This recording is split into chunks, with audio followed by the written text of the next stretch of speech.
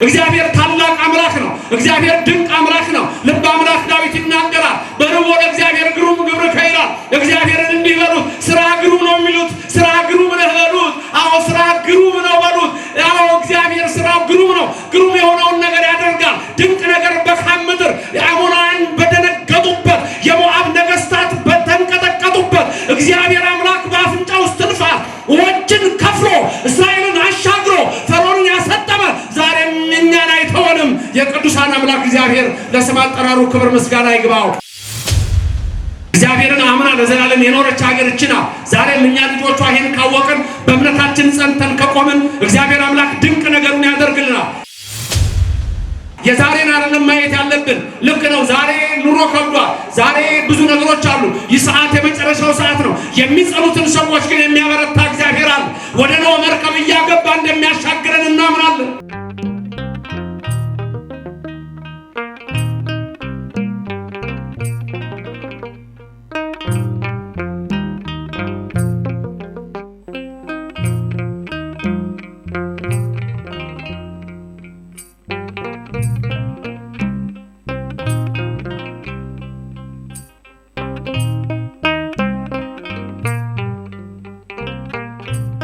በስመ አብ ወወልድ ወመንፈስ ቅዱስ አሐዱ አምላክ አሜን። የዕለቱ ትምህርታችን ብርሃነ ዓለም ቅዱስ ጳውሎስ ለዕብራውያን ክርስቲያኖች በጻፈው የመጀመሪያው ምዕራፍ ላይ ይሆናል። በአጠቃላይ ዕብራውያን 13 ምዕራፎች ሲኖሩት ይህ መልእክት በአብዛኛው የብሉይና የሐዲስን አንድ ላይ አስማምቶ የሚናገር መጽሐፍ ነው። ይህ መጽሐፍ ሙሉ በሙሉ በአሁኑ ሰዓት በዓለም ላይ የሚፈጸመው በኢትዮጵያ ኦርቶዶክስ ተዋሕዶ ቤተክርስቲያን ብቻ ነው። ምክንያቱም ብሉይን ከሐዲስ አስተባብራ የያዘች ቤተክርስቲያን ይህቺ ቤተክርስቲያን ብቻ በመሆኗ ነው።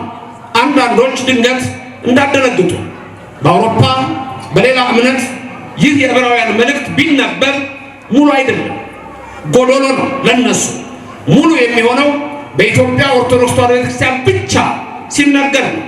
እንዴት ብትሉ ለምሳሌ በ9ኛው ምዕራፍ ላይ የብሉይን አገልግሎት ከሐዲስ ኪዳን ጋር በማጣመርና በማዋሃድ ስለ መጀመሪያይቱ መቅደስና ስለ ኋለኛይቱ መቅደስ በዝርዝር ይናገራል። ስለ ብሉይ ዘመን መስዋዕትና ስለ ሐዲስ ዘመን መስዋዕት ይናገራል። ስለዚህ ይህ ደግሞ ክብር ይግባውና በልብ መታሰቡ በቃል መነገሩ ከፍ ከፍ ይበልና በማቴዎስ ወንጌል ምዕራፍ 5 ቁጥር 17 ላይ እኔ የመጣሁት ሕግና ነቢያትን ለመሻር አይደለም ልፈጽማቸው ነው ብሎ የተናገረ የኢየሱስ ክርስቶስን ቃል ሙሉ በሙሉ የሚፈጽም ነው። ለምሳሌ በዓለም ላይ ብቸኛ የኢትዮጵያ ኦርቶዶክስ ተዋሕዶ ቤተክርስቲያን ብቻ ሰንበት ቀዳሚት ሰንበት ብላ ቅዳሜን ዕለተ ሰንበት ክርስቲያን ደግሞ በሚለው እሁድን የምታከብር እቺ ቤተክርስቲያን ብቻ ናት። በዚች ቤተክርስቲያን ያደረገን ኢየሱስ በመሰረታት መቅደስ ውስጥ ዛሬ ያቆመንና ያጸናን እርሱ የቅዱሳን አምላክ የናዝሬቱ ኢየሱስ ክርስቶስ አዶናይ ከዘላለም እስከ ዘላለም ስሙ የተመሰገነ ይሁን። ክብር ምስጋና ለስሙ ይድረሰው። ስለዚህ በዚች ብቻ ይፈጸማል። የናዝሬቱ ኢየሱስ የሚል ተጠቅም ያለው የናዝሬቱ ኢየሱስ የሚለው ራሱ ቃል ትንቢት የምታውቀው የኢትዮጵያ ኦርቶዶክስ ተዋሕዶ ቤተክርስቲያን ብቻ ነች። የትኛውንም የፕሮቴስታንት እምነት ጠይቁ፣ የትኛውንም የካቶሊክ እምነት ተከታይ ጠይቁ፣ ማንኛውንም ሰው ጠይቁ። በማቴዎስ ወንጌል ላይ ምዕራፍ 2 መጨረሻ ላይ በነቢያት ናዝራዊ ይባል ዘንድ ናዝሬት ገብቶ ኖረ የሚል ቃል አለ። በነቢያት እንደተነገረ ናዝሬት ገብቶ በዛ ኖረ የሚል ቃል አለ። በየትኛው ነብይ ነው የተነገረው የሚለውን አንድም ከኦርቶዶክስ ውጪ ይሄን ሊያመጣላችሁ አይችልም። ሂዱና ጠይቁ። ያልኩት ገብቷችሁ? በነቢያት ናዝራዊ ይባል ዘንድ ናዝሬት ገብቶ ኖረ ይላል አይደል? ንገሩኝ። በነቢያት ናዝሬት ገብቶ ኖረ ናዝራዊ ይባላል ተብሎ የተጻፈው ተፈጸመ። ይሄን ሄዱና የት ጋር የተጻፈው ብላችሁ ጠይቁ። እሱን ያመጣላችሁ ሰው ካለ እኔ እቀጣለሁ። ታድሶ በለው ፕሮቴስታንት በለው መናፍቅ በለው ሌላም ስም ስጠው። የትኛው ጋር ነው ነቢያት የተናገሩት? ብዙ ጊዜ የናዝሬቱ ኢየሱስ የሚለው ቃል ይጠቀማሉ አይደል? የት ጋር ነው እንደዛ የተባለው የሚለውን ጠይቆ መልስ ካገኛችሁ እኔ እቀጣለሁ። ማንም አይነግርህም። ለምን አልነግርህም? ማንም አይነግርህም። በቅድስት ኦርቶዶክስ ተዋሕዶ ክርስቲያን ብቻ ነው በትርጓሜ በሚስጥር እየተነገረ የሚነገረው። አሁንም በዚች እምነት ውስጥ ያደረገን እግዚአብሔር ስሙ የተመሰገነ ይሁንልን። ክብር ምስጋና ይግባ። መልካም ትምህርታችን ዕብራውያን ምዕራፍ 1 ቁጥር 1 እና ቁጥር 2 ነው። አለቀ ትምህርታችን። መጽሐፉ ምንድነው? ዕብራውያን። መጽሐፉ ምንድነው? ወደ ዕብራውያን ምዕራፍ ስንት ነው? ምዕራፍ 1 ቁጥር ስንት ነው? 1 እና 2 ብቻ። እቺ ነች ትምህርታችን። መጽሐፉ ምንድነው? ዕብራውያን ምዕራፉ ስንት ነው? 1 ምንም 4 ቁጥር ስንትና ቁጥር ስንት ነች? 1 እና 2 አለቀ። ቃሉን አነበዋለሁ። እግዚአብሔር መንፈስ ቅዱስ በእኔም በእናንተ ላይ ይደር። እንዲህ ይላል። ከጥንት ጀምሮ እግዚአብሔር፣ ልብ በሉ፣ ከጥንት ጀምሮ እግዚአብሔር በብዙ አይነትና በብዙ ጎዳና ለአባቶቻችን በነቢያት ተናገረ። ወይም ተናግሮ ብሎ ይቀጥላል። መልካም ተናገረ። በብዙ ነገር ወበብዙ መክፈት አይዳአ እግዚአብሔር ለአበዊነ በነቢያቲሁ እምትካት ይላል በግዕዝ። ከኔ ቀጥላችሁ ልገሙት። ከጥንት ጀምሮ እግዚአብሔር በብዙ አይነትና በብዙ ጎዳና ለአባቶቻችን በነቢያት ተናገረ። ይሄ አንዱ ቁጥር ነው። ቁጥር 2 ደግሞ ይቀጥላል። ተናግሮ ብሎ አማርኛው ያመጣና እንዲህ ይላል። ሁሉን ወራሽ ባደረገው ደግሞም ዓለማትን በፈጠረበት በልጁ በዚህ ዘመን መጨረሻ ለእኛ ተናገረ። ትምህርታችን ምንድነው? በመጨረሻ በልጁ ተናገረን የሚል ነው ኃይለ ቃላችን። ይሄ ነው ቁጥር 2 ላይ። እሱንም ላስበላችሁ። ተናገሩ። ሁሉን ወራሽ ባደረገው ደግሞም ዓለማትን በፈጠረበት በልጁ በዚህ ዘመን መጨረሻ ለእኛ ተናገረን። ይሄ ነው ትምህርታችን። አሁን እዚህ ውስጥ የምነግራችሁ ወሳኝ በተለይ አራት ነገሮች አሉ። በዚህ ትምህርት ውስጥ የምነግራችሁ አራት ትምህርት ነው የምንማማረው ብለን። ዝግጁ ናችሁ? ሁላችሁ ቦናችሁ ክፍት ነው? አእምሯችሁ ክፍት ነው? እሺ። መቼም በዚህ ሰዓት የሚያንቀላፋ የለም፣ ሁሉም ይሰማል። እሁድ ነው ትንሽ የሚያስቸግረው፣ ጠዋት ላይ እንቅልፍ የሚያስቸግረው፣ ሌሊት መጥቶ ለማስቀደስ ለነዚህ ነው። አንድ እናት ወንድ ልጅ አላት። ልጁ የ6 ዓመት ነው። አብራው እንዳታቆመው ከአያቱ ጋር ይቁም ብላ አያቱን ይዛ ሄደች ቤተክርስቲያን። ከዛ አያቱን ይዛ ሄዳለች። ከዛ ልጁን አስጠንቅቀዋለች። አያትየው ትንሽ ቁጭ ካሉ እንቅልፍ ነው ይዛቸው ሄዱ እና አደራ አባባ እንዳይተኛ ልክ ሊያንቀላፋ ሲል ቀስቅሰው ብላችሁ። እሷ በሴቶች ነው የምትቀመጠው። ስለዚህ ልክ እንደዚህ ተቀምጦ ታያለች። ስታይ እሷ በደንብ አድርጋ ነግረዋለች። ስትወጣ 1 ብር እሰጥሃለሁ፣ ስለዚህ ጠብቅ አያትህ። ምንም ችግር የለም አየ፣ 1 ብር ደግሞ አግኝቼ ነው እንዲያ። ከዛ ትምህርት እየተሰጠ እሳቸው እንዲህ ይላሉ፣ ይሰግዳሉ። ከዛ ቀስቅስ ትላለች። ልጁ ጸጥ። ከዛ በኋላ ሲወጡ ተረደደች። ምን ብዬ ነበረ? ቀስቅሰው አላልኩም ወይ ብለሽ ነበር? 1 ብር እሰጥሃለሁ አላልኩም? እሱ 2 ብር እሰጥሃለሁ አለኝ። ስለዚህ አሁን በቃ ሁላችሁም ዝግጁ ናችሁ ለመስማት? መልካም። መጽሐፉ ምንድነው? ዕብራውያን ምዕራፍ ስንት ነው? ቁጥር ስንትና ስንት ነው? 1 እና 2 በቃ አለቀ። መልካም። ምንድነው የሚለውን ልብ በሉ። አሁን ቁጥር 1 ላይ ብዙ ነገር ነው ያለው። ቁጥር 1 ላይ ነው ያለው። ስንት ነገር እንዳለ ተመልከቱ። እናንብበውና ከጥንት ጀምሮ እግዚአብሔር በብዙ አይነትና በብዙ ጎዳና ለአባቶቻችን በነቢያት ተናገረ ነው የሚለው። አሁን እዚህ ውስጥ ልብ በሉ። አንደኛ ትርጉም የሚያስፈልገው ከጥንት ጀምሮ ምንድነው? ጥንት አንደኛ ከጥንት ጀምሮ ምን ማለት ነው? ከጥንት ጀምሮ። ሁለተኛ እግዚአብሔር በብዙ አይነትና በብዙ ጎዳና። ሁለተኛ በብዙ አይነት ምን ማለት ነው? ሶስተኛ በብዙ ጎዳና። ምን ማለት ነው? አራተኛ ለአባቶቻችን፣ አምስተኛ በነቢያት። እነዚህ ዝርዝር ያስፈልጋቸዋል። ጳውሎስ ሐዋርያ የዕብራውያን ክርስቲያኖችን የሚያስተምራቸው እምነት ድንገት የመጣች አይደለችም። ተመልከቱ፣ ክርስትና ሲመጣ ክርስትና ድንገት የመጣች አይደለችም። ከኦሪት ነው የምትቀጥለው። ኦሪት ከሕገ ልቡና ነው የምትቀጥለው። ስለዚህ ይሄ ነው የኢትዮጵያ እምነት ብለን ስንናገር፣ አንድ ሕገ ልቡና፣ ሁለት ሕገ ኦሪት፣ ሶስት ሕገ ወንጌል ነው። ስለዚህ ጳውሎስ ሐዋርያ እዚህ ጋር የሚናገረው ምንድነው? ከጥንት ጀምሮ እግዚአብሔር በብዙ አይነትና በብዙ ጎዳና ለማን የተናገረው? ለአባቶቻችን። በማን የተናገረው? በነቢያት። ስለዚህ እግዚአብሔር በነቢያት ተናግሯል አልተናገረም?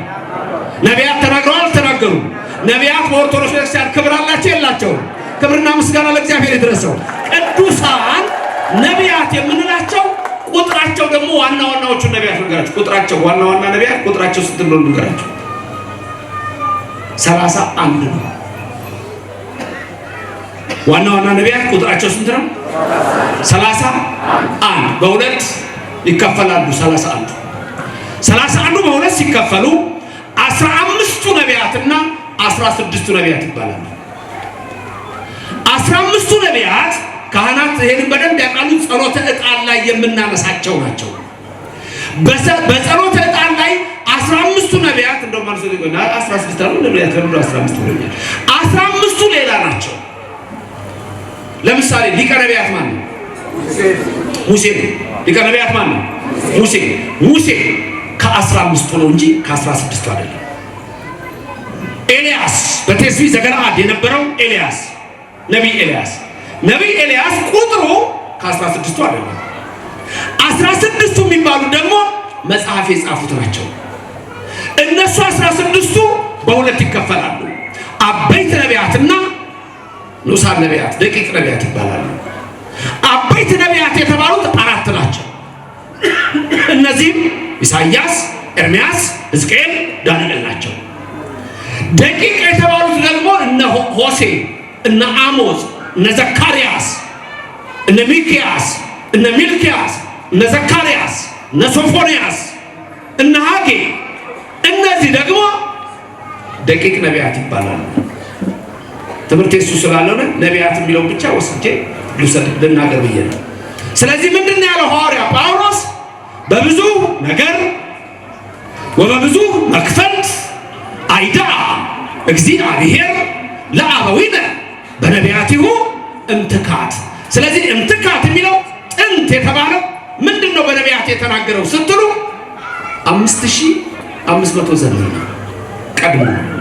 በ5500 ዘመን ውስጥ እግዚአብሔር በማን ነበር ሲናገር የነበረው? በነቢያት ይናገር ነበር። በነቢያት አድሮ ይናገር የነበረው እግዚአብሔር በኋላ ደግሞ ምን አለ? በመጨረሻ ዘመን በልጁ ተናገረ ይላል። አሁን እዚህ የምነግራችሁ በብዙ ነገር ወበብዙ መክፈልት አይዳአ እግዚአብሔር ለአበዊነ በነቢያቲሁ እምትካት ሲል ለአባቶቻችን ተናገረ ሲል ጳውሎስ ነቢያት የተናገሩትን እንሰማለን ነው የሚለው? አንሰማም ነው የሚለው? እንሰማለን ነው የሚለው። ነቢያት የተናገሩት በብሉይ ዘመን ነው። ስለዚህ የኢትዮጵያ ቤተክርስቲያን ከሌላው ዓለም የምትለየው ብሉይን ከሐዲስ አስተባብራ ይዛል። ለምሳሌ በብሉይ ዘመን ታቦት አለ የለም? ዛሬኛ ታቦት አለን የለም? በብሉይ ዘመን ዕጣን አለ የለም? ዛሬ በእኛ ዘመን ዕጣን አለ የለም? ሌሎች ጋርስ ያለው አለ የሌለው ይኖራል። ታቦት ግን የለም። ተመልከቱ። በብሉይ ዘመን ያሉ ነገሮች ዛሬ በእኛ ያሉ አሉ። እነዛ ብሉይን ከሐዲስ አስተባብረን ያዝን በመሆናችን ነው። ስለዚህ ከጥንት ዘመን ጀምሮ የሚለው 5500 ነው። ከዛ በኋላ 5500 ዘመን ሲፈጸም በልጁ ተናገረ ማለት ኢየሱስ ክርስቶስ ሰው ሆነ ነው። እንዲህ የሚል ቃል ለአዳም ተነግሮታል። አዳም ከገነት ከወጣ በኋላ አንድ ቀን ለእግዚአብሔር መስዋዕት አቀረበ። መስዋዕቱን ያቀረበው ምንድነው? ከገነት አዕዋፍ ዕፅ አምጥተውለት የዕፅ ፍሬ አምጥተውለት እሱን ይዞ አዕዋፉን ተከትሎ ወደ ገነት የሚገባ መስሎ ሲሮጥ ሰይጣን መጣና እግሩን በድንጋይ መታው። አዳም ደማ። አዳም ሲደማ ያንን ደም ከፍሬው ጋራ መስዋዕት አድርጎ ለእግዚአብሔር አቀረበ። ያን እግዚአብሔር ቃል ኪዳን ገባለት። ምን አለው? በሐሙስ ዕለት ወበመንፈቃ ለዕለት እትወለድ እሞለተ ወለትከ። ከኔ ቀጥላይ ተናገሩ። ከ5 ቀን ተኩል በኋላ ከልጅ ልጅ ተወልጃልና ከማቶ ልጃልና ከ8 ቀን ተኩል በኋላ 5 ቀን ተኩል የተባለው 5 ቀን ተኩል አለ። ልጅ ልጅ የተባለው ወደ ልጅ ልጅ አለ። አዳም ሴትን ወልዷል፣ ሴት ሄኖስን ወልዷል። እሱ አይደለም። የልጅ ልጅ የተባለችው ድንግል ማርያም ናት። እመብርሃን ለስም አጠራሯ ክብር ምስጋና ይግባል። ወደ እሷ ተላከ ይላል። ወደ እሷ ተላከ። በስንተኛው ወር? በስድስተኛው ወር ማለት በስድስተኛው ሺህ ማለት 5500 በስድስተኛው ሺህ። ስለዚህ እምትካት የሚለው ከጥንት ጀምሮ የሚለው በብሉይ ዘመን ነቢያት ተናገሩ። በአዲስ ኪዳን መጽሐፍ የሚጽፍ ነቢይ አይነሳም፣ የለም። አሁን እነሱ ሰዎች ነቢይ ምናምን ይነጋገራሉ። በአዲስ ኪዳን ነቢያት የሚል ስም ሊኖር ይችል ይሆናል። መጽሐፍ የሚጽፍ ነቢይ ግን የለም። ትንቢት ተነግሯል። ይወለዳል፣ ይጸነሳል። ቀድሞ ለመወለድ ጥንቱ መጸነስ ነው። ተጸነሰ፣ ከዛ ተወለደ፣ ከዛ ተጠመቀ። ለተጠመቀ ጥንቱ ተወለደ ነው። ተሰቀለ። ይሄ ሁሉ ትንቢት እንደገና ይመጣል አልቋል። ተነግሮ ትንቢት ተነግሯል። ስለዚህ ነቢያት የተባሉት ጥንት ተናግረው ጽፈው አልፈዋል። 5500 ዘመን የሚለው እሱ ነው። ከዛ በኋላ ምን ይላል? በብዙ መክፈልት በብዙ ነገር እግዚአብሔር ለአባቶቻችን ተናገረ ብሎ ሲያመጣ 5500 ዘመን እስኪፈጸም እግዚአብሔር በነቢያት አድሮ ለአባቶቻችን ተናገረ ይላል። በብዙ ነገር ወበብዙ መክፈልት። በብዙ ነገር ማለት በ10ቱ ትእዛዛት፣ ወበብዙ መክፈልት ማለት ወነበቦ ያለው ምን አልኩኝ? በብዙ ነገር ስንቱ ትእዛዛት? 10ቱ። ወበብዙ መክፈልት በብዙ አይነትና ጎዳና ያለው አይነት 10ቱ ትእዛዛት፣ ጎዳና ወነበቦ ያለው ምን ማለት ነው? ህግ በሁለት ይከፈላል። ህግ በሁለት ይከፈላል። 10ቱ ትእዛዛትና ሌላ 572 በላይ የሆኑ ህግጋት በብሉይ ዘመን። 10ቱ ትእዛዛት የምታውቋቸው ናቸው። ኦሪት ዘጸአት ምዕራፍ 20 ላይ ብዙ ሰው የማያውቀው ግን 572 በላይ የሚደርሱ በአይሁዶቹ ወደ 613 የሚጠጉ ህግጋት አሉ። እነዚህ ወነበቦ ይባላል። ወነበቦ ማለት እንዲህ አለው እያለ እግዚአብሔር ለሙሴ እያለ የሚለው እነዚህ ህግጋት ናቸው። ስለዚህ በእነዚህ ሁሉ እግዚአብሔር ምን አለ? ተናገረ። ለሙሴ እኮ ሲናገር ለእኛ ነው። ለኤልያስ ሲናገር ለእኛ ነው። ለኢሳያስ ሲናገር ለእኛ ነው። ለኤርምያስ ሲናገር ለእኛ ነው። ስለዚህ እግዚአብሔር ምን አለ? ህግና ነቢያትን ለመሻር የመጣው እንዳይመስላችሁ። ይህን ቃል ንገሙልኝ። ምንና ምንን ለመሻር የመጣው አይመስላችሁ? ህግማ የሙሴ ነቢያት ትንቢት፣ ይሄን ለመሻር አልመጣሁም። የሉቃስ ወንጌል ምዕራፍ 24 ነው። ክርስቶስ ከሞት ከተነሳ በኋላ የሉቃስ ወንጌል ምዕራፍ 24 ምን አለ ነው የሚለው? አይምሯቸውን ከፈተላቸው። አይምሯቸውን ከፍቶላቸው ምን ነገራቸው? ስለሱ በህግ በነቢያት በመዝሙር የተጻፈውን ተረጎመላቸው። ልብ በሉ፣ በህግ በነቢያት በመዝሙር ስለሱ የተጻፈውን ተረጎመላቸው። ኢየሱስን እኛ የምናውቀው የዛሬ 2000 ዓመት አይደለም። ኢየሱስን እኛ የምናውቀው ከድንግል ማርያም ሲወለድ አለ። ከድንግል ማርያም ከመወለዱ አስቀድሞ አለ እግዚአብሔር ወልድ አለ። በነቢያቱ የተናገረው እሱ ነው። እመጣለሁ ያለው እሱ ነው። እወርዳለሁ ያለው እሱ ነው። እጠመቃለሁ ያለው እሱ ነው። እሰቀላለሁ ያለው እሱ ነው። በነቢያት ይህንን ነገሩን። ሁሉም ነቢያት ይህንን መሰከሩልን። ድንግል ማርያምን የምናውቃት የዛሬ 2000 ዓመት አይደለም። እኛ ድንግል ማርያምን የምናውቃት ገና ያኔ ነው። ኦሪት ዘፍጥረት ምዕራፍ 3 ቁጥር 15 ላይ ከልጅ ልጅ ተወልጅ የሚለው በቀለሚንጦስ መጽሐፍ የተጻፈውን ትርጓሜ በዛ ላይ ስታዩ በዘርህና በዘሯ ጠላትነትን አደርጋለሁ ብሎ እመቤታችን ከሰይጣን ጋር እንደማትስማማ በግልጽ የነገረን ገና ያኔ 3ኛው ምዕራፍ ላይ ነው። ድንግል ማርያምና ሰይጣን በፍጹም ሊገናኙ አይችሉም። ድንግልን ከነቀፍ የክርስቶስ ነህ፣ ድንግልን ከነቀፍ የዲያብሎስ ነህ። አለቀ። ይሄ ነው። ስሟ ለዘላለም ምስጉን ይሁን። ስለዚህ እግዚአብሔር አስቀድሞ ነግሮናል። ትንቢቱ ሁሉ ቀድሞ የተነገረን ነው። በ10ቱ ትእዛዛት ወነበቦ አለው በ570ዎቹ በላይ በእነዚህ ሁሉ እግዚአብሔር ተናገረ። ሁለት በብዙ አይነትና በብዙ ጎዳና ነበር ያለው። በቤት ስትገቡ ቁጥር 1 ቁጥር 2 ታነባላችሁ። በብዙ አይነትና በብዙ ጎዳና ማለት ደግሞ በምሳሌና ያለ ምሳሌ። በምሳሌ አስተምሯል፣ እንበለ ምሳሌ አስተምሯል። ከዚህ ቀጥሎ የምነግራችሁ እግዚአብሔር በምን አይነት ምሳሌ እንዳስተማረን እነዚህን ላስብላችሁ። መሶበ ወርቅ፣ ተቋመ ወርቅ፣ ማዕጠንተ ወርቅ፣ በትረ አሮን። አራት ነገሮች አራት ነግራችኋለሁ። አንዱ አራት ይሄ ድገሙ። መሶበ ወርቅ፣ ተቋመ ወርቅ፣ ማዕጠንተ ወርቅ፣ በትረ አሮን። እነዚህ አሁን ምሳሌ ናቸው። እንዴት? ለምሳሌ መሶበ ወርቅ ጎሞር የተባለ ያኔ በውስጡ መና የተቀመጠበት ትዝ አላችሁ? መሶበ ወርቅ በሙሴ ጊዜ መና ወርዶ አስቀምጦት የለ ለልጅ ልጅ ይቀመጣል። መናው በጣም የሚገርም ነው። የመናው ነገር መና እስራኤል ሲወርድላቸው ዮሐንስ ወንጌል ምዕራፍ 6 ላይ በደንብ ታውቃላችሁ። መናው ሲወርድላቸው እስራኤል መቼ ነበር የሚወርደው? እሁድ ይጀምርና እስከ መቼ ነው የሚወርደው? እስከ ዓርብ። ከእሁድ እስከ ዓርብ ነበር። ቅዳሜ ይወርድ ነበር ነው? አይወርድም። ቅዳሜ ምንድነው? ሰንበት። ከዛ ምን ተባሉ መሰላችሁ? መናውን ለምሳሌ ቅዳሜ ስለማይወርድ ዓርብ የቅዳሜንም ጨምራችሁ ሰብስቡት። አሁን እናንተ ሁላችሁ ለምሳሌ ሙሴ ያዘዛችሁ በቃ ትእዛዙን ልስጣችሁ። ሙሴ ህዝቡን ያዘዘው አሁን መና ሊወርድልን ሁላችሁም መመሪያ ተሰጣችሁ። መናው የሚወርደው መቼ ነው? በየዕለቱ። አንድ ቀን ግን አይወርድም። መቼ ነው የማይወርደው? ቅዳሜ። ይሄ 40 ዓመት ታሪክ ነው። በ40 ዓመት ውስጥ መና ይወርድ። አሁን አንድ ነገር ልገው ትእዛዝ አንድ ሰኞ መና ልትለቅሙ። ሰኞ መና ስትለቅሙ ለማክሰኞ መልቀም አትችሉ፣ ክልክል። ለመቼ ብቻ ነው የምትለቅሙት?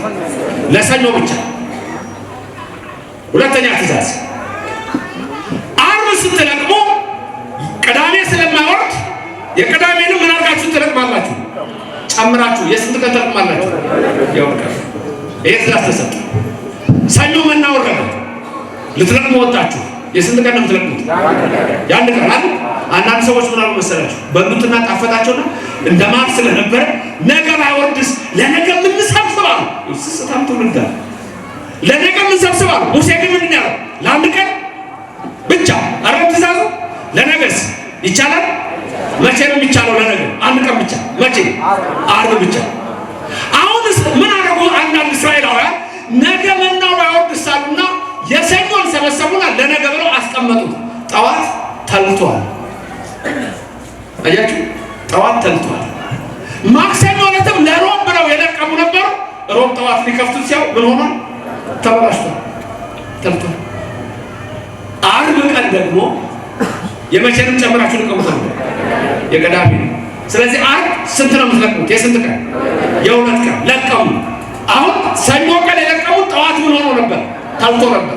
ዓርብ ቀን የለቀሙት ግን ቅዳሜ ጠዋት ሲከፍቱት ምንም አልሆነም፣ ትኩስ ነው። የእግዚአብሔር ትእዛዝ እንዲህ ነው። እግዚአብሔርን መሸወድ አይቻልም። ክብርና ምስጋና ለዘላለም ለስሙ ይድረስ።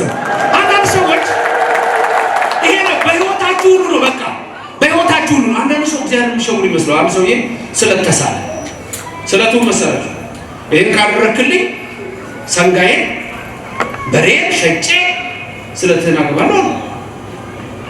ስለቱ ደረሰ፣ ጨነቋ። አንዳንድ ሰው እኮ ሲናገር መጠንቀቅ አለበት። መክብብ የሚናገር ይሄን ነው። 5 ነው። ተጠንቀቅ፣ ወደ መቅደስ ስትገባ እግሮችንም ጠብቅ፣ አንደበትንም ከልክል። ዝም ብለህ አትናገር። ከተናገርክ ግን ምን አድርገው? ፈጽሞ። ሰውየው ሰንጋን የተሳለው ሰንጋ ይሸጥ ነው። ሰንጋውን ስለቱ ደረሰ፣ ገበያ ይወጣ ሊሸጥ። ከሰንጋው ጋር አብሮ ደግሞ ዶሮ ይዟል። ሰዎች መጥተው ስንት ነው ሰንጋው ሲሉት 1000 ብር ነው። 1000 ብር እንካ። አይ ብቻውን አይሸጥም። ከዶሮዋ በዚህ አይነትማ ዶሮ 50 ሳንቲም ነች። አይ ዶሮዋ እንኳን ውድ ነች። ስንት ነች? 100 ሺህ ናት። ቀልደኛ ስቶት ይላል።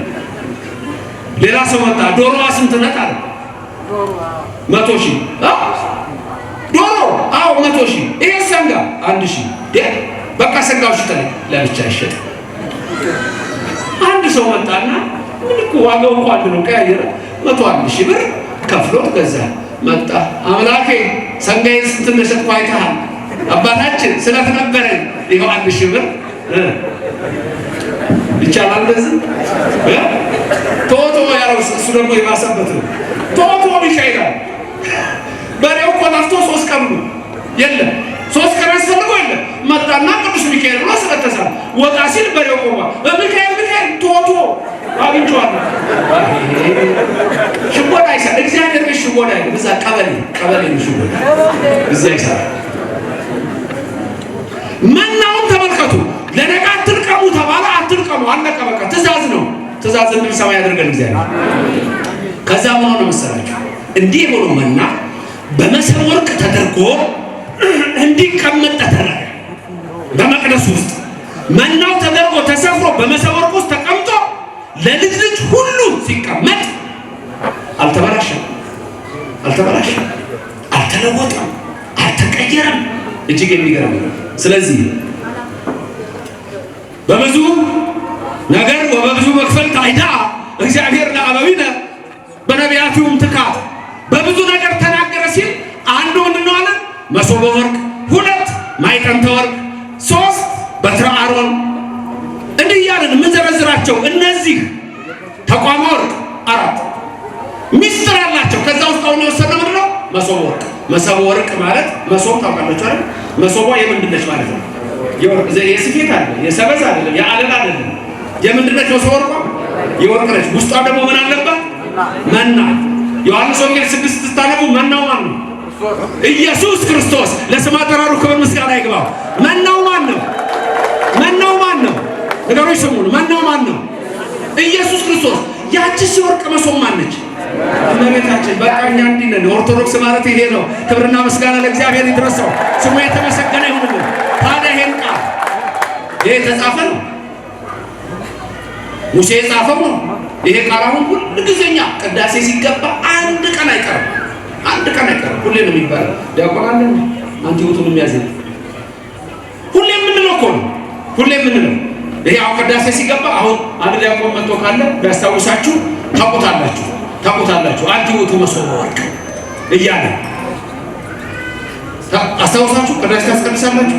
እሁዱን የሚያስቀድስ ምልክት ይስጥል። እሁዱን የሚያስቀድስ እሺ፣ የማያስቀድስ ቢቀደስ ባይቀደስ ምን አገባኝ? ብዙዎቻችሁ እንደዛ ትመስላላችሁ።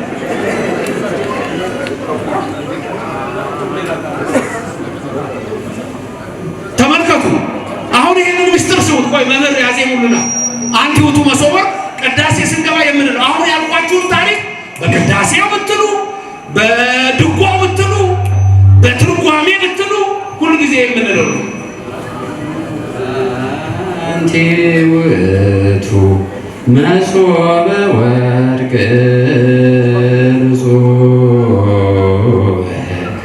እንተ ውስቴታ መናህው ህብስት ዘወረደ እምሰማያት ወሀብ ሕይወት ለኩሉ ዓለም። እግዚአብሔር ያክብርልን። አንደኛ መሶበ ወርቅ፣ ሁለተኛ ተቋመ ወርቅ፣ ሶስተኛ ማዕጠንተ ወርቅ፣ አራተኛ በትረ አሮን። መሶበ ወርቅ፣ ተቋመ ወርቅ፣ ማዕጠንተ ወርቅ፣ በትረ አሮን። ስንት ነገሮች ነው ያየነው? እነዚህ ምሳሌ ይባላሉ። ሲምቦሊክ ናቸው። ሲምቦሊክ ናቸው። በኦርቶዶክስ ተዋሕዶ ቤተክርስቲያን ውስጥ የምናደርጋቸው ነገሮች ሁሉ ምሳሌ አላቸው። ዝም ብለን የምናደርገው ነገር የለም። ስለዚህ እግዚአብሔር በብዙ መንገድ ለነቢያት ለአባቶቻችን ነገረ ብለን ይሄንን ስናነሳ በምሳሌና ያለ ምሳሌ በምሳሌና እንበለ ምሳሌ ስለዚህ በምሳሌ ካልነው ውስጥ ለምሳሌ አሁን ያየነው አራት ነገሮች ሲሆን ከዛ ውስጥ እያየን ያለነው መሶበ ወርቅ የሚለው አንደኛ መሶበ ወርቅ ሁለተኛ ተቋም ወርቅ ሶስተኛ አይጠንተ ወርቅ አራተኛ ወትራሮ ወጠን በአምሳለ እብን ቅውም በአምሳለ እብን ቅውም በአምሳለ ብእሲ መካ በአምሳለ ብእሲ መካ በአምሳለ አንበሳ መፍርህ እነዚህ አምስት ይሆናል። ምንድናቸው እነዚህ ስንል የኦርቶዶክስ ተዋሕዶ ቤተክርስቲያናችንን ከምናይበት ነገር ማለት ነው። ቅድም ያልኳችሁ ለምሳሌ አንቲውቱ መሶበ ወርቅ መሰቦዋ የወርቅ ነች፣ እመቤታችን ነች። በውስጧ መና አለ። መናው ደግሞ ማን ነው? ኢየሱስ ክርስቶስ ነው። ይሄንን ነው ሁልጊዜ በቤተክርስቲያናችን የምናስተምረው የሚተረጎመው። ጳውሎስ በብዙ መንገድ በብዙ ምሳሌ እግዚአብሔር ለአባቶቻችን ነቢያት ተናገረ ብሎ ሲል እነዚህ ሁሉ በመሰለ አሁን ያልኳችሁ ደግሞ በአምሳለ ነበልባል ወሐመልማል ለሙሴ በሲና ተራራ ነው። እሳት ከሰማይ ወርዷል። ጳጦስ የተባለች ዕፅ አለች። ነበልባል የተባለው እሳት ነው። ሐመልማል የተባለችው ዕፀ ጳጦስ ናት። ስለዚህ እሳቱ ቅጠሉን አላቃጠለው፣ ቅጠሉ ደግሞ እሳቱን አላጠፋው። ይሄ የተዋህዶ ምስጢር ነው። ዮሐንስ ወንጌል ምዕራፍ 1 ቁጥር 14 ላይ ቃል ሥጋ ሆነ ይላል። ቃል ሥጋ ሆነ ይላል። ቃል ሥጋ ሆነ ሲል ተለውጦ አይደለም፣ በተዋህዶ ነው። ቃል ሥጋ ሆነ ሲል ሥጋም አምላክ ሆነ፣ ይሄም በተዋህዶ ነው። ስለዚህ ለሙሴ የተነገረው የተዋህዶ ምስጢር ነው። እመቤታችንን ሁሉም አይተዋታል። እመቤታችን ልጇ እንደምትወልድ ሁሉም አይተዋል። አንዳንድ ሰዎች ስለ ማርያም እስቲ የተጻፈ የት ጋር ነው የሚገኘው ይላሉ። በጠቅላላ በምሳሌ የተጻፈች ነች እመቤታችን። ለዚህ ነው አባ ሕርያቆስ በመኑ በአምሳለ መኑን አስተማሰለች፣ በምንና በምን ምሳሌ እንመስልሻለን ማርያም ይላል። በእያንዳንዱ ነገር ላይ እመቤታችን አለ። ዕፀ ጳጦስ የእመቤታችን ምሳሌ ናት። ነበልባሉ ደግሞ የመለኮት ምሳሌ ነው። ስለዚህ በእያንዳንዱ ነገር ላይ ይሄንን ምስጢር ታያላችሁ። ሁለተኛ የምታዩት በአምሳለ ጸምር ወጠል ነው። ይሄ ደግሞ ለጌዴዎን ነው። በአምሳለ ጸምር ወጠል ማለት ለጌዴዎን ነው። ጌዴዎን ጸምር ዘረጋ። ከዛ በኋላ ዝናብ ዘነበ። ጸምሩ ላይ ብቻ ሆነ፣ ሌላ ቦታ ዝናብ አልወረደ። ይሄ ምስጢር ነው። ብዙ ሴቶች አሉ፣ ግን እግዚአብሔር የመረጠው አንዲት ድንግል ብቻ ነው። እግዚአብሔር ከሰማይ ሆኖ ተመለከተ ይላል። መመልከት ብቻ አይደለም አሸተተ ይላል። እንዳንቺ ያለ አላገኘምና ማርያም። ስለዚህ ገብርኤልን ወደ አንቺ ላከው፣ የሚወደው ልጁ ካንቺ ይወለዳል ተባለ። ክብርና ምስጋና ለእግዚአብሔር ይድረሰው። ስለዚህ እያንዳንዱ ምስጢር በእያንዳንዱ ነገር ውስጥ የጌታ ሰው መሆኑ ምስጢር ነው የሚነገረው። ሰው የሆነው ደግሞ ከእመቤታችን ከድንግል ማርያም ነው። ከዛ ይቀጥላል። በአምሳለ እብን ቅውም የሚለው የዳንኤል ነው። ምዕራፍ 2 ላይ ትመለከቱታላችሁ። ምዕራፍ 2 ላይ ዳንኤል ትመለከታላችሁ። ከዛ በአምሳለ ብእሲ መካህ የሚለው ደግሞ የኢሳይያስ 63 ነው። የተመካ አንድ ልብሱ በደም የተረጨ ሲወጣ አየሁት ይላል። ይሄ እንግዲህ ስለ ኢየሱስ ክርስቶስ ነው። የመጨረሻው በአምሳለ አንበሳ መፍርህ የሚለው ደግሞ እሱ ደግሞ እንደዚሁ ለእዝራ የተገለጸ ነው። በእያንዳንዱ ነገር ላይ የምትመለከቱት የክርስቶስ ምስጢር ይሄ ነው። አሁንም ይሄ ሁሉ ቃል የተነጋገርነው ምን ላይ ነው ካላችሁኝ ዕብራውያን ምዕራፍ 1 ቁጥር 1 ላይ ነው። ይሄ ሁሉ ነገር ያለው እዛ ላይ ነው። ምዕራፍ 1 ቁጥር 1 ከጥንት ጀምሮ እግዚአብሔር በብዙ አይነትና በብዙ ጎዳና ለአባቶቻችን በነቢያት ተናገረ ያለ። ስለዚህ እግዚአብሔር ዝም ያለበት ዘመን የለም። እግዚአብሔር ሁሌም ይናገራል፣ ነግሮናል። በነቢያት የነገረንን እንቀበላለን፣ በወንጌል የነገረንን እንቀበላለን።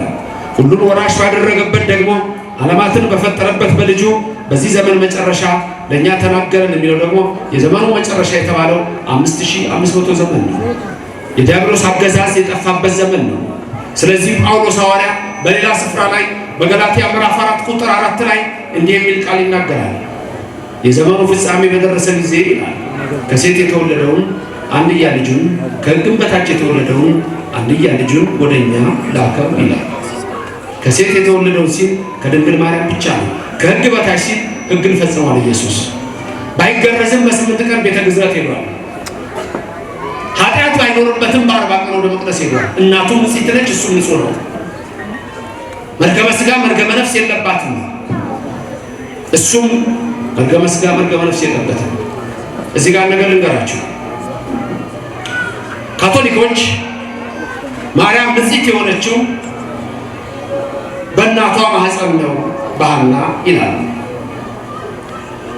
የፕሮቴስታንቱ ዓለም ደግሞ ከሌላው ምንም አትለይም፣ እሷም ኃጢአተኛ ናት፣ ኢየሱስ በመስቀል ላይ ሲሰቀል ሌላለች ይላል። ለስም አጠራሯ ክብር ምስጋና ይግባት። ይሄ አስተሳሰብ ከኛ ጋር ተመሳሳይ ሆነዋል ከሚባሉት ከኮፕቲክ ቸርች ከግብጾች ጋርና ከሌሎችም ጋር አለ። የፕሮቴስታንቱ ጋር ተመሳሳይ። የካቶሊኩ እምነት በአብዛኛው ብዙ ነገሮችን የሚወስደው ከኢትዮጵያው እምነት ነው። የኛ ግን ድንግል ማርያም ንጽሕት የሆነችው ያኔ ገና አዳምና ሔዋን ሲወድቁ ንጽሕት ዘርን ያኔ አስቀርቶ ነው የምንለው። ክብርና ምስጋና ለእግዚአብሔር ይድረስ። ይሄን ትምህርት የሚቃወሙ በእኛም ቤተክርስቲያን ውስጥ ሆነው ያሉ በጣም ጥቂት የማይባሉ ከውጭው ዓለም ርኩሰት ጋር የተጋቡ ሰዎች አሉ። በእኛ ትርጓሜያችን ሁሉ የሚነግረን ሚስጥሩ ሁሉ የሚነግረን ድንግል ማርያምን አስቀድሞ ንጽሕት ዘር አድርጎ አስቀምጧታል። እሱ ነው ያቺ ንጽሕት ዘር በአዳም ወገን ወደ አቤል አልሄደችም፣ ዘር ሳይተካ ይሞታልና። ወደ ቃየል አልሄደችም፣ ገዳይ ነውና ወደ ሴት አለፈች። ከሴት በሄኖስ እያለች እያለፈች በአብርሃም ወደ ይስሐቅ፣ ከይስሐቅ ወደ ያዕቆብ፣ ከያዕቆብ በይሁዳ እያለፈች ያቺ ንጽሕት ዘር መጣች። ተመልከቱ፣ ንጽሕት ዘር ምንም ያልነካት መጨረሻ ላይ በኢያቄም አብራክ ወገን አልፋ በሐና ማህፀን ተቀረጸች። ያቺ ነች ድንግል ማርያም። ግንቦት 1 ቀን ከፀሐይ የምታበራ ሴት ልጅን ወለዱ፣ ስሟንም ማርያም አሏት፣ መርታ መንግሥተ ሰማያት የምታስገባ ሲሉ። ክብርና ምስጋና ለእግዚአብሔር ይድረሰው። የእኛ ትምህርት ይሄ። ስለዚህ አምላካችን እግዚአብሔር እርሱ መርገመ ሥጋ መርገመ ነፍስ የለበትም። ከሕግ በታች ተወለደ ሲል ሕግን ፈጸመ። ሕግን የምትፈጽም ቤተክርስቲያን በአሁኑ የኢትዮጵያ ኦርቶዶክስ ተዋሕዶ ቤተክርስቲያን በብዙ ነገር በብዙ መክፈልት ነገረን በነቢያቱ። በልጁ ነገረን ሲል በነቢያቱ ነገረና በልጁ ነገረን የተለያዩ። በነቢያቱ ነገረን ራሱ አድሮ ተናገረ ነው፣ እንዲህ በሉ እያላቸው ነው። በልጁ ነገረን ማለት ግን ህልው ሆኖ ነው፣ ከዛ ጋር ግንኙነት የለው። ለምሳሌ ኢየሱስ ክርስቶስ ሲያስተምር አምላክ መሆኑን የምታውቁበት ቀላል ነገር ልንገራችሁ። ኢየሱስ አምላክ መሆኑን የምታውቁበት ቀላል ነገር ልንገራችሁ። ለምሳሌ ነቢያት ሲያስተምሩ ምን እያሉ የሚያስተምሩ? እግዚአብሔር እንዲህ ይላል፣ እግዚአብሔር እንዲህ ይላል፣ እግዚአብሔር እንዲህ ይላል እያሉ አሉ ነቢያት የሚያስተምሩት። የእግዚአብሔር ቃል ወደ እኔ እንዲህ ሲል መጣ፣ የእግዚአብሔር ቃል ወደ እኔ እንዲህ ሲል መጣ እያሉ ነው የሚያስተምሩት ነቢያት ስለሆኑ።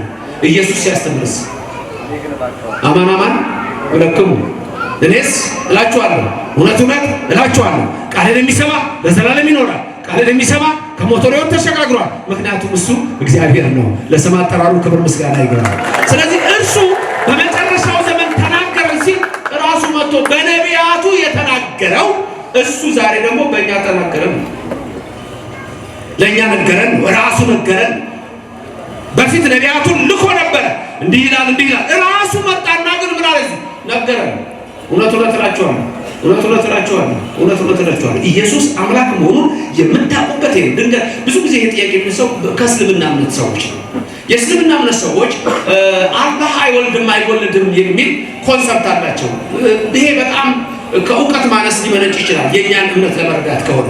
ምክንያቱም እኛ አብ ወልድን ወለደው የምንለው ባዮሎጂካል ስ አናሎጂካል ነው። አናሎጂ እና ባዮሎጂ የተለያዩ ናቸው። ትንሽ ቃሉ የፍልስፍናና ሪሊጂየስ ስለሆነ ዝም ብዬ ላንሳላችሁ።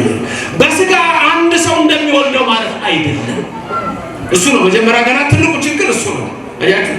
ስለዚህ ብዙ ጊዜ የሚነሳው ኢየሱስ አምላክ ነኝ ብሏል እንዴ? የት ጋር ነው ኢየሱስ አምላክ ነኝ ያለው? አረ በጠቅላላ አምላክ ነኝ እንጂ ያለው አምላክ ነኝ ያለው በሁሉ ቦታ። ዮሐንስ ወንጌል ምዕራፍ 10 ቁጥር 31 ላይ ምን አለ? እኔና አብ አንድ ነን።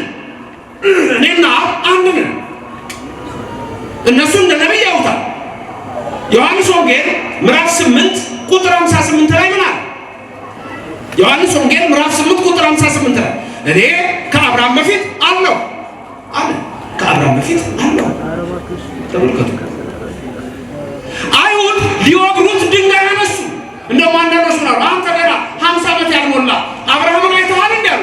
እንደውም ልንገራችሁ አብርሃም የኔን ቀን ያይ ዘንድ ተመኘ አላቸው። ክብርና ምስጋና ለእግዚአብሔር ይድረሰው። ኢየሱስ የአብርሃም አምላክ ነው። ኢየሱስ የያዕቆብ አምላክ ነው። ኢየሱስ የቅዱሳን አምላክ ነው። ኢየሱስ የነቢያት አምላክ ነው። በነቢያቱ ነገረን ያለው እሱ ራሱ ነው ነገረን። አብ ተናገረ ግን ወልድ ተናገረ፣ መንፈስ ቅዱስ ተናገረ። በመጨረሻ እዚህ መጥቶ ግን ከድንግል ማርያም ተወልዶ ከስጋዋ ስጋ ነስቶ ራሱ ነገረን። ልዩነቱ ይሄ ነው። ኢየሱስ አምላክ ነኝ፣ በጠቅላላ አምላክ ነኝ ያለው ዮሐንስ ወንጌል ምዕራፍ 8 ቁጥር 33 ላይ ድንጋይ አንስተው ሊገሉት ምን ነው ሲላቸው አምላክ ነኝ ብለሃል፣ አምላክ ነኝ ብለሃል። እኛ ዘንድ ግን ሁልጊዜ ኢየሱስ ምንድን ነው? አምላክ ነው። ስሙ የተመሰገነ ነው። ምንድን ነው? ኢየሱስ ክርስቶስ አምላክ ነው። ትናንትና ሳስተምር ያነሳሁት ነበር። የሪፎርሜሽን የተሐድሶ እንቅስቃሴ ጀርመኒ ውስጥ ሲጀምር አንዱ ትልቁ ነገር ያደረጉት የወሰኑት ምንድን ነው? ኢየሱስ እግዚአብሔር አይደለም ብለው ነው የወሰኑት። ይሄ ድንገት እዚህ ውስጥ ዛሬ ከሌላ እምነት የመጣች ሰዎች ካላችሁ በፕሮቴስታንት በሪፎርሜሽን ሙቭመንት በተሐድሶ የተወሰነው ኢየሱስ እግዚአብሔር አይደለም የሚል ነው። ክብር ለእግዚአብሔር ብቻ የሚል ነው እነሱ ጋር። ኢየሱስ ግን እግዚአብሔር አይደለም። ተመልከቱ። ይሄ ነው ትልቁ የጣላቸው፣ ትልቁ የጣላቸው ነው። በልጁ በመጨረሻው ዘመን ተናገረን ሲል ራሱ መጥቶ አንድም አብ በወልድ ህልው ሆኖ ነገረን ነው። ትዝ ይላችኋል ክርስቶስ ለስም አጠራሩ ክብር ምስጋና ይግባውና በዮሐንስ ወንጌል ምዕራፍ 14 ቁጥር 6 ላይ ለደቀ መዛሙርቱ ሲነግራቸው አነ ውእቱ ፍኖተ ጽድቅ ወሕይወት አለ። እኔ መንገድና እውነት ሕይወት ነኝ አለ። መንገድ፣ እውነት፣ ሕይወት። ልብ በሉ ሦስቱን ቃላት መንገድ፣ እውነት፣ ሕይወት። ሕይወት እኔ ነኝ አለ። እውነት እኔ ነኝ አለ። ከዚህ በላይ ምን ይበል ኢየሱስ? መንገድ እኔ ነኝ አለ። ሌላው ሰው መንገድ ይዝ ብሎ መንገድ ይመስለዋል፣ የሚያደርስ ይመስለዋል። መንገድ ማለት ሃይማኖት ማለት ነው። ሃይማኖት እኔ ነኝ ማለት ነው። መንገድ ሃይማኖት መሆኑን ለማወቅ ከፈለጋችሁ ትንቢተ ኤርምያስ 6:16 ላይ እዩ። ትንቢተ ኤርምያስ 6:16 ላይ እንደምታዩ የሐዋርያት ሥራ ምዕራፍ 9 ቁጥር 1 እዩ። በዛ መንገድ የሚሄዱትን ይላል። በዛ ሃይማኖት ሲል ነው። ኢየሱስ ክርስቶስ አነ ውእቱ ፍኖተ ጽድቅ ወሕይወት ሲል እኔ ሃይማኖት ነኝ፣ እኔ እውነት ነኝ፣ እኔ ሕይወት ነኝ ያለው። ብዙዎች ያልገባቸው እንደው በዛ ጊዜ ያልገባው ሌላ ሰው ነበር። ፊልጶስ እዛው ከሐዋርያት መካከል ጌታ ሆይ አለ ወደ አብ የሚያደርስ ሌላ እንደው መንገድ የተለያየ መስሎታል። በመለኮት በእንስሳ አገዛዝ አንድ ሆኖ አልገባው ሚስጥረ ሥላሴ። ጌታ ሆይ አብን አሳየንና ይበቃናል አለ። ማንን አሳየን? አብን አሳየንና ይበቃናል። ኢየሱስ ምንድን ነው ያለው? ገሰጸው። አንተ ፊልጶስ እስከ ዛሬ ከእናንተ ጋር ስኖር አታውቀኝምን? እስከ ዛሬ ከእናንተ ጋር ስኖር አታውቀኝምን? አይገርምም? ወልድ መንፈስ ቅዱስ አይበላለጡም፣ አይተናነሱም። ወልድን አይበልጠውም፣ መንፈስ ቅዱስንም አይበልጥም። ወልድ አብን አይበልጥም፣ መንፈስ ቅዱስን አይበልጥም። መንፈስ ቅዱስ አብን አይበልጥም፣ ወልድንም አይበልጥም። አብ ነው፣ ወልድ መንፈስ ቅዱስ አይባልም። ወልድ ነው፣ አብ መንፈስ ቅዱስ አይባልም። መንፈስ ቅዱስ ነው፣ አብ ወልድ አይባልም። ለምን? በስም ሶስት። ክብር ምስጋና ይግባው። እግዚአብሔር ነው፣ ወልድ እግዚአብሔር ነው፣ መንፈስ ቅዱስ እግዚአብሔር ነው። ሶስት እግዚአብሔር አይባልም። ስንት እግዚአብሔር? ሁሉን ቻይ ነው። ወልድ ሁሉን ቻይ ነው። መንፈስ ቅዱስ ሁሉን ቻይ ነው። ሶስት ሁሉን ቻዮች አይባልም። ስንት ሁሉን ቻይ? አንድ። ፈጣሪ ነው። ወልድ ፈጣሪ ነው። መንፈስ ቅዱስ ፈጣሪ ነው። ሶስት ፈጣሪዎች አይባልም። ስንት ፈጣሪ? አንድ ፈጣሪ በመፍጠር አንድ ነው። ይሄን እኮ ምስጢረ ሥላሴ ብዙዎቹ ያልገባቸው ነው። ኢየሱስ ክርስቶስ እኔ እግዚአብሔር ነኝ ብሏል ወይ? እኔ አምላክ ነኝ ብሏል ወይ? አዎ የት ያውቁታል? መጽሐፉ የት ያውቁታል? ኦርቶዶክሶች አይናችን ንግለጥ አላወቁትም። ኢየሱስ ወደ ብዙ ቦታ የምናገረው ያጼ የንጉሥ ፋሲል ታሪክ አለ። ብዙ ቦታ ወረዋል። ብዙ ሰዎች መጽሐፍ ቅዱስ ይዘዋል። እዛ ውስጥ ኢየሱስ የሚናገረው ግን አያውቁም። ተሸክመዋል እንደሚያነብሰው ውስጥ ያለው ድንገት 8 ጥቅስ ከዛች ውስጥ የሚፈልጓት አጼ ፋሲል የሆኑትን ነገራችሁ የለ ሌላ ቦታ ስናገር ሰምታችሁት ነው። አደን ወጡ። የጎንደሩ ንጉሥ የኢትዮጵያ ንጉሥ ያን ዋና ከተማ ጎንደር 17 ሴንቸሪ ንጉሱ አደን ወጡና በአብሎኮ ባለማኑ ንጉሱ ከዛ በኋላ ብዙ ተከትሏቸው አደን ይሉ አንዱ ወጣት ዝሆን ውርዞ ነገና ሌላም እንደው ተከትለው አንዱ ጎሽ ሲሄዱ መንገድ ጠፍቶ ከባለሞሎቻቸው ጋር ተለያዩ። ንጉሱ ጫካ ውስጥ በደም በእኛ በቁራቸው ላይ ተቀምጠዋል። ጎንደር ቤተ መንግስት ጠፋቸው። ራሱ ንጉሱ የት ነው መንገድ ነው ግራ ገባቸው። ባለሞሎቻቸው እዛ ጫካ ውስጥ አንድ ሰው የጌሾ ተሸክሞ ሄደ። አንተ ሰው እንዴት ዋልኳት? እግዚአብሔር ይመስገን። አንተስ እንዴት ውለሃል? ደህና ነኝ። የጎንደር እንደ ወደ ቤተ መንግስት መንገዱን ታውቀዋለህ? አሳምሬ በላሳየኛ ጌሾ ለማትቼ እከፍልሃለሁ። ከከፈልከኝ ምን ቸገረኝ? በእናምራይ አንተ በቅሎ ላይ ቁጭ ብለህ እኔ በእግሬ እና ፈናጠኛ እና ተፈናጠጥ ከንጉሱ ጋር። ይሄ እውነተኛ ታሪክ ነው። አንድ የወለጋ ተወላጅ ስሙ ነገሩ ነው፣ በክርስትና ስሙ ነው። አዲስ አበባ ዩኒቨርሲቲ ያሳተመው መጽሐፍ ላይ ነው ይሄን ታሪክ ያገኘሁት። በኋላ በቅሎ ላይ ቁጭ ብሎ ከንጉሱ ጋር ከንጉሱ ጋር ተቀምጦ በዚህ ተሰሚ አራያ ይሰማል በዚህ ይላል ንጉሱ። ያው በዛ ዘመን አስቡ። ከዛ በኋላ እየመራ ወደ ከተማ ሲደርሱ ንጉሱን ታውቃቸዋለህ? ከኋላ ተፈላጠዋል ቁጭ ብሎ ንጉሱን ታውቃቸዋለህ? ደግሞ ከንጉሱ ማን አድርሱ? በቃ ከተማ ስንገባ ታውቃቸዋለህ? አይ ዛሬ አንተ ምን አይነት ሰው ነው? እባክህ ታድዬ ንጉሱ ነው ያለው። አው ታያሳያለህ። ወደ ከተማ ደረሱ። ወደ ከተማ ሲደርሱ ግማሹ ተደንቋል። እንዲህ እጁን እንትኑን እያነጠፈ ይሰግዳል። ግማሹ ደግሞ ገርሞታል፣ አይናገር። ግን ዛሬ ጃንሆይ ማን እንዳያፈነጠጡ የሆነ ገበሬ ከኋላ ቁጭ ብሏል። ሰው ገርሞታል። ይሄኛው ደግሞ በዚህ ጋር ደርሰናል አሁን ይላል። ሰው እንዲህ ይላል። አሁን አንተ ሰው አለ አቤት ንጉሱን አያቸዋል። የታሉ እንዴ ሰው የሚያደርገውን አታይም እንዴ? ሲያዩን እንዴ ያጥፋል። አሁን ሳወቃል እንግዲህ አሁን ወይ ካንተ ወይ ከኔ አሁን ከንጉሱ ጋር ያለ ይሄ ሰውዬ ተመልከቱ። አይ ሙናፊቃን መጽሐፉን ይዘዋል። ኢየሱስ አምላክ ነኝ፣ ኢየሱስ ንጉስ ነኝ ይላል። እነሱ ጌታ ብለው ቆመዋል። አንድ እርምጃ ነው። እኛ ጋር ግን በዛ ብቻ አይደለም። ኢየሱስ ክርስቶስ የጌቶች ጌታ ነው። የአማልክት አምላክ ነው። የኃያላን ኃያል ነው። የክቡራን ክቡር ነው። የቅዱሳን ቅዱስ ነው። ለዘላለም የምናመልከው ፈጣሪ ነው። የድንግል ማርያም ልጅ ቀድሞ የነበረው ወልድ እሱ ዓለምን የፈጠረው ነው። በመጨረሻው ዘመን ለኛ ተናገረን የሚለው ራሱ መጥቶ ነገረን ሲል ነው። ክብርና ምስጋና ለዘላለም ለስም አጠራሩ ይሁን። ስለዚህ በዚች ቤተክርስቲያን ውስጥ በዚች እምነት ውስጥ ሕገ ልቦና ከሕገ ኦሪት፣ ሕገ ኦሪት ከሕገ ወንጌል ተዋህዶ ያለባት ናት። ሕግና ነቢያትን ለመሻር የመጣው እንዳይመስላችሁ። ከዚህ በላይ ምን ይላል ኢየሱስ ክርስቶስ? ስለዚህ እናንተ ኦርቶዶክስ ክርስቲያኖች ክርስቶስ በመሰረታት እምነት ውስጥ ነው ያላችሁ። ክርስቶስን የምትመስሉ እናንተ ናችሁ። በ40 ቀናችሁ መቅደስ የምትመጡ፣ በ80 ቀናችሁ መቅደስ የምትመጡ እናንተ ናችሁ። ሌላው እንደየሚሆን ሊመጣ ይችላል። በዚህ ቤተክርስቲያን ታቦተ ጽዮን በዚህ ውስጥ ይዘናት የምንኖረው ያ ገና ያኔ ለሙሴ የሰጠው እግዚአብሔር ስለሆነ ለዘላለም ማንም ሰዎች አይገባቸውም። ምክንያቱም አውሮፓ ሄዱ። አውሮፓ ያመነው የዛሬ 2000 ዓመት ነው። ካመነ ክርስቲያን ተብሎ ከተጠራም የዛሬ 2000 ዓመት ነው። ከዛ በፊት ያለውን አያውቁም። ኢትዮጵያ በሁሉ ስፍራ መስዋዕት ይቀርብባት ነበር። በሰሜን ብትሉ፣ በደቡብ፣ በምስራቅ ብትሉ፣ በምዕራብ ኢትዮጵያ መስዋዕት ይቀርብባት ነበር ለእግዚአብሔር። እግዚአብሔርን አምና ለዘላለም የኖረች ሀገር እችና ዛሬም እኛ ልጆቿ ይሄን ካወቅን በእምነታችን ጸንተን ከቆምን እግዚአብሔር አምላክ ድንቅ ነገሩን ያደርግልናል። የዛሬን አይደለም ማየት ያለብን። ልክ ነው። ዛሬ ኑሮ ከብዷል። ዛሬ ብዙ ነገሮች አሉ። ይህ ሰዓት የመጨረሻው ሰዓት ነው። የሚጸኑትን ሰዎች ግን የሚያበረታ እግዚአብሔር አለ። ወደ ኖህ መርከብ እያገባ እንደሚያሻግረን እናምናለን። እግዚአብሔር ታላቅ ታላቅ አምላክ ነው። እግዚአብሔር ድንቅ አምላክ ነው። ልበ አምላክ ዳዊት ይናገራል። በርቦ ለእግዚአብሔር ግሩም ግብርከ ይላል። እግዚአብሔርን እንዲህ በሉት፣ ስራ ግሩም ነው የሚሉት። ስራ ግሩም ነው በሉት። አዎ ስራ ግሩም ነው በሉት። አዎ እግዚአብሔር ስራው ግሩም ነው። ግሩም የሆነውን ነገር ያደርጋል። ድንቅ ነገር በካም ምድር የአሞናውያን በደነገጡበት፣ የሞዓብ ነገስታት በተንቀጠቀጡበት እግዚአብሔር አምላክ በአፍንጫው ውስጥ ትንፋስ ውኆችን ከፍሎ እስራኤልን አሻግሮ ፈርዖንን ያሰጠመ ዛሬም እኛን አይተወንም። የቅዱሳን አምላክ እግዚአብሔር ለስም አጠራሩ ክብር ምስጋና ይግባው። በመጨረሻ በልጁ ዘመን በልጁ ተናገረን። ስለዚህ እግዚአብሔር በብዙ ነግሮናል። የነገረንን ሰምተን ለመዳን ይርዳል። በነቢያት የነገረንን እንሰማለን አንሰማም?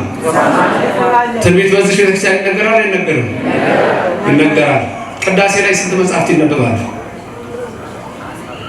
ቅዳሴው እንዳለ ተውና መጽሐፍ ቅዱስ ተከፍቶ ስንት መጽሐፍት ይነበባል? 4። በጣም ጥሩ 4። የመጀመሪያው በዜማ ነው የሚባለው ምስባክ ያቆሙ ነው። ምስባኩ ከየት ነው የሚወጣው? እሱ ከብሉይ ከመዝሙረ ዳዊት። ከዛ ቀጥሎ ደግሞ ከየት ይነበባል? ከ14ቱ መልእክታት ከጳውሎስ ሲነበብ ራሱ ፊቱ ወዴት መዞር እንዳለበት ወዴት እንደሚዞር አይታችሁ ከሆነ የመጀመሪያ ዲያቆን ሲያደርግ ፊቱ ወደ ምዕራብ አድርጎ፣ ከዛ ቀጥሎ ያለው ደግሞ እንዲዞር ያነባል። ከዛ ቄሱ ደግሞ ሲመጣ ወዲህ ዞር ያነባል። ወንጌል ሲነበብ ደግሞ ወዴት ይነበባል?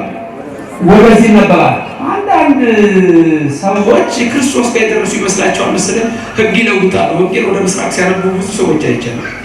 ይህ በተለይ በትልልቅ ደረጃ ላሉ አባቶች ነው። የክርስቶስን ሕግ ማንም መለወጥ አይችልም። ከተጻፈው አትለፍ ነው የሚለው። መጠንቀቅ ያስፈልጋል። የጳውሎስ ይነበባል። ከጳውሎስ ቀጥሎ ደግሞ የሌሎች መልእክታት ይነበባል።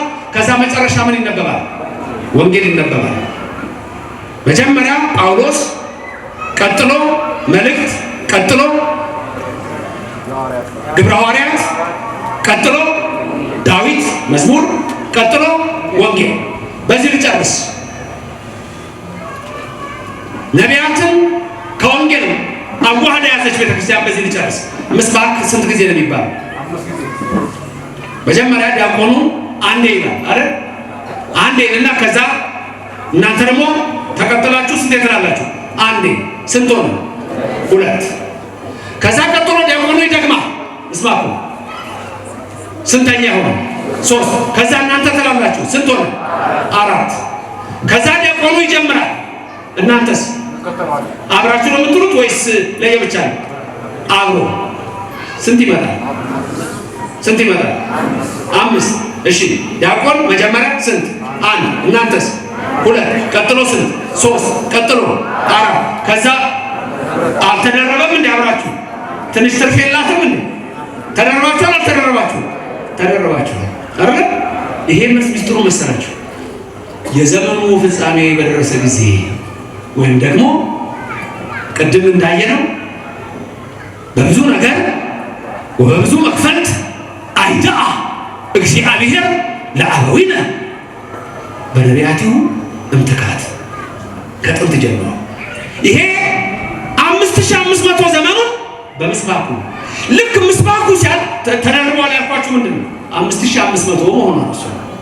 እያንዳንዱ ነገር ምስጢር ነው በኢትዮጵያ ቤተክርስቲያን። ኧረ በዚች ቤተክርስቲያን ያደረገን እግዚአብሔር ዘለዓለም ስሙ የተመሰገነ ይሁን። ዘለዓለም ስሙ የተመሰገነ ይሁን። ከዛ ደርባችሁ ስትሉ 5500 ዘመን ወንጌሉ ከዛ በኋላ ነው የሚመጣው። ዲያቆኑ ይሄንና ሃሌሉያ ቁሙ አጽሙ ይላል። በመጨከን ቆማችሁ ስሙና ይገባና መብራት የያዘው ዲያቆን አለ። ከዛ ከፊት እንደውም ጸልዩ በእንተ ወንጌል ሲል እየሄደ ነው የሚለው። ቆሞ አይደለም የሚለው። እየሄደ ነው ጸልዩ በእንተ ወንጌል ብሎ መጥቶ መስማት የሚሰብከው። የ5500 ዘመን ጉዞ ነው። የዮሐንስ መጥምቅ ቀድሞ መምጣት ነው። ከዛ በኋላ ቄሱ ወንጌሉን ይዞ ይወጣል። ወንጌሉን ግልጽ አድርጎ ይወጣና ከዛ በኋላ ያነባል። ከ5500 ዘመን በኋላ ኢየሱስ ተገለጠ። ክብርና ምስጋና ለእግዚአብሔር ይድረሰው። ያ ኃያል አምላክ መጣ ማለት ነው። እያንዳንዱ የምናደርገው ነገር ምስጢር አለው። ስሙ የተመሰገነ። ከዛ ወንጌሉን እናደርገዋለን። ከተነበበ በኋላ ምን እናደርገዋለን? አንሳለመው። ወንጌል የሚሳለም ዓለም ላይ አለ። ከኢትዮጵያ ኦርቶዶክስ ተዋሕዶ ቤተክርስቲያን ውጪ ወንጌል የሚሳለም ዓለም ላይ አለ? ወንጌልን የሚያውቅስ አለ? ክብር ምስጋና ይግባው በዚህ ቤተክርስቲያን ያደረገ እግዚአብሔር። ተመልከቱ፣ ኦርቶዶክሶች ወንጌልን አታውቁም፣ ከማወቅ በላይ እንስመዋለን። የኢየሱስን ወንጌል ስሙ የተመሰገነ ይሁንልን። ክብር ምስጋና ይግባው እግዚአብሔር። ስለዚህ ይሄ ነው እምነት፣ ይሄ ነው ተዋህዶ፣ እቺ ናት ክርስትና። አንተ ልዩ ነህ፣ አንቺ ልዩ ነሽ። ልዩ ያደረጋችሁ ልዩ የሆነው ኢየሱስ ነው። ለስም አጠራሩ ክብር ምስጋና ይግባ። እኛ ስንጠራው ራሱ ትናንትና ሳስተምር ነበረ። ታምረ ኢየሱስ ሊነበብ ሲል ገና ስንጠራው ኢየሱስ ክርስቶስ ጥዑመ ስም ለዘይጼዎ፣ ጥዑመ ስም የሚጣፍጥ ስም፣ ኢየሱስ የሚጣፍጥ ስም፣ መዓዛ ያለው ስም፣ ልዩ ስም፣ ከስም በላይ የሆነ ስም። እንዲህ ነው የምናውቀው እኛ ኢየሱስን። ዝም ብሎ ኢየሱስ ጌታ ነው መፈክር አይደለም እኛ ጋር። ኢየሱስ ክርስቶስ ማን እንደሆነ ጭምር ሰማይን የፈጠረ ምድርን የዘረጋ የድንግል ማርያም ልጅ እሱ ለስም አጠራሩ ክብር ምስጋና ይግባው። እንዲህ ነው የምናውቀው። ወንጌሉን እየሳምን ነው የምናውቀው። ሌላ ቤት ያውቀዋል፣ የት ይገባዋል? ታዲያ ስናውቀው ደግሞ አብራን ነገር አለ። ሶላ ግራቲያ ሶላ ፊዲያ እንደምኛል ለጸጋው ድኛለሁ ብሎ መፈክር አለ። መልካም ምግባር ያስፈልጋል። በእምነት ብቻ ድኛለሁ አትልም። መልካም ምግባር ያስፈልጋል። ሃይማኖት ከምግባር እንደሱ እፍረት ምዑዝ ኢየሱስ ክርስቶስ ንወንስግድ ሎቱ ወንቀብ ትእዛዛቲሁ ከመ ይስረይለነ ኃጣውኢነ። ትዝ አላችሁ ቅዳሴ ነው በሉት እስቲ።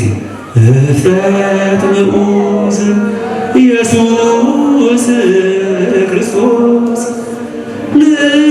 ንወንስግድ ሎቱ ወንቀብ ትእዛዛቲሁ ከመ ይስረይለነ ኃጣውኢነ። እፍረት ምዑዝ ኢየሱስ ክርስቶስ፣ መዓዛው ያማረ ሽታው ያማረ ኢየሱስ ክርስቶስ ነው። እፍረት ምዑዝ ኢየሱስ ክርስቶስ። ንዑንስግድ ሎቱ፣ ኑ ለእሱ ብቻ እንስገድ። ክብርና ምስጋና ይግባው። የሚሰገድለት በዚህ ቤተ ክርስቲያን ነው። ስሙ የተመሰገነ ይሁን። ንዑንስግድ ሎቱ ወንቀብ ትእዛዛቲሁ። ደግሞ መስገድ ብቻ አይደለም፣ ትእዛዛቱን እንጠብቅ። በብዙ ነገር በአስርቱ ትእዛዛት ወበብዙ መክፈል ወነበበ ነው። እነዚህ ሁሉ ለእኛ የተነገሩ ናቸው። ወንቀብ ትእዛዛቲሁ። ከዛስ ከመ ይስረይለነ ኃጣውኢነ፣ ያኔ ኃጢአታችን ይደመሰሳል ይላል። ክብርና ምስጋና ለእግዚአብሔር የተነሳው። ኃጢአት የሚወገደው እንዲህ ነው። ተመልከቱ። እፍረት ምዑዝ ኢየሱስ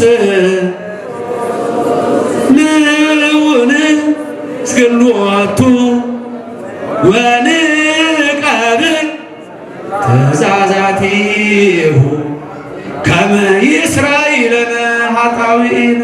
አሜን። ኃጢአታችንን ይቅር ይበለን። ንቁ ኦርቶዶክስ ተዋሕዶ የጸሎትና የንስሐ መርከብ ማኅበር በእግዚአብሔር ፈቃድ በወንድማችን የኔነ ተስፋዬ አስተባባሪነት ከተመሰረተ ጊዜ ጀምሮ ከሚሰጣቸው ዘርፈ ብዙ መንፈሳዊ አገልግሎቶች መካከል የሐዋርያዊ አገልግሎትና ያሬዳዊ ዝማሬዎች አንዱ ነው። በዚህ ክፍል የኦርቶዶክሳዊ ተዋሕዶ ቤተክርስቲያንን ዶግማና ቀኖና የጠበቁ ኦርቶዶክሳዊ ለዛ ያላቸው ለነፍስ እረፍትን የሚሰጡ ወቅታዊና ዘመኑን የዋጁ ስብከቶችና ያሬዳዊ ዝማሬዎችን በመላው ዓለም ለሚገኙ ተመልካቾቹ በንቁ ሚዲያና በኢትዮ ማህበር የዩቲዩብ ቻናል እያቀረበ ይገኛል። አገልግሎቱ በመላው ዓለም ለሚገኙ አማኞች ተደራሽ እንዲሆን በየዕለቱ የሚለቀቁ ስብከቶችንና መዝሙሮችን ላይክና ሼር ያድርጉ። እንዲሁም የዩቲዩብ ቻናላችንን ሰብስክራይብ በማድረግ የዚህ ታላቅ አገልግሎት ባላሻራ ይሁኑ። ንቁ ሚዲያ ርቱ የቤተ ክርስቲያን ልሳን